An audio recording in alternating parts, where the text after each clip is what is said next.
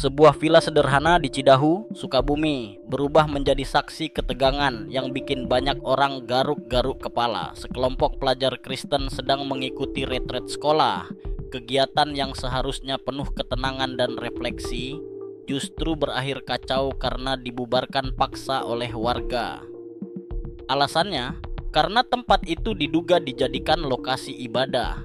Bukan cuma dibubarkan, villa itu dirusak, fasilitas dilempari, anak-anak ketakutan dan media sosial mendidih. Tapi yang bikin lebih miris, kejadian ini seperti bukan yang pertama.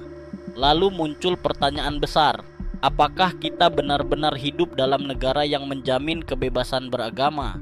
Atau hanya kalau tidak terlalu kelihatan? Retret ini diadakan oleh sekelompok siswa dari sebuah sekolah Kristen. Kegiatannya berlangsung di sebuah villa di wilayah Cidahu, Sukabumi. Bukan gereja, bukan rumah ibadah formal, dan hanya tempat berkumpul serta belajar spiritual. Namun pada Jumat 27 Juni 2025, situasi berubah tegang. Ratusan warga sekitar mendatangi villa, menuding bahwa tempat itu digunakan sebagai lokasi ibadah tanpa izin.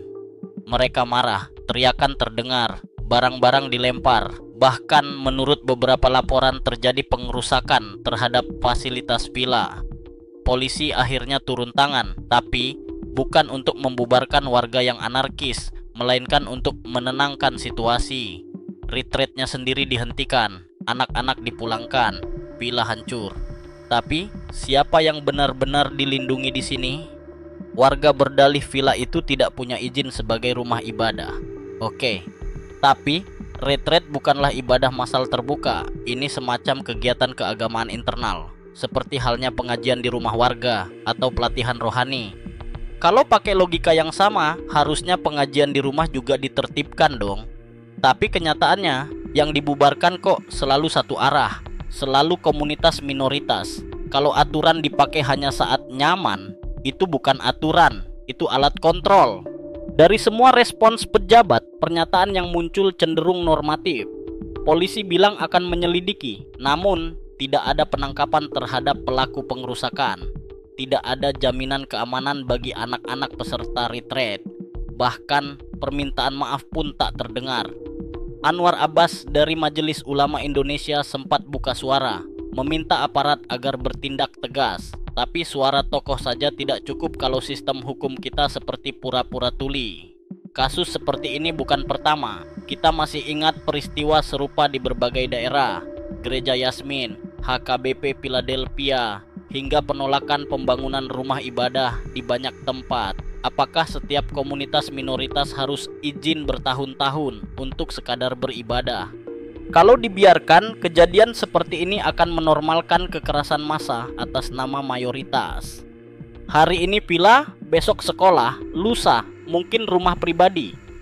Kalau aparat tak segera bertindak tegas, bukan tidak mungkin masyarakat akan merasa berhak menggantikan peran hukum dengan tangan sendiri. Dan itu bahaya banget.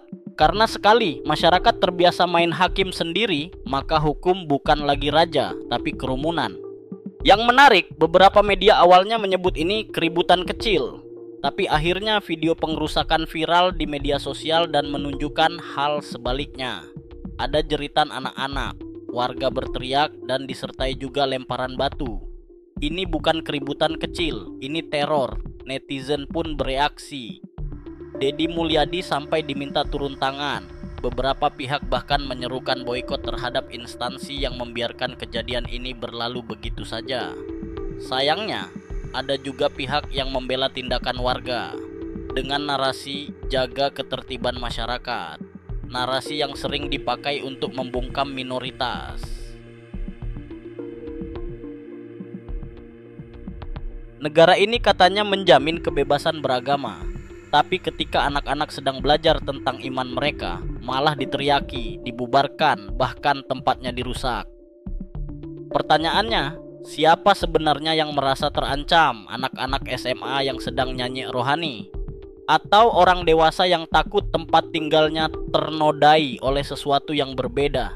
Kalau hari ini kita diam, siapa yang jamin besok bukan giliran komunitas kita? Toleransi itu bukan sekadar tulisan di baliho. Ia diuji justru saat kita merasa tidak nyaman, tapi tetap memilih untuk tidak menyakiti.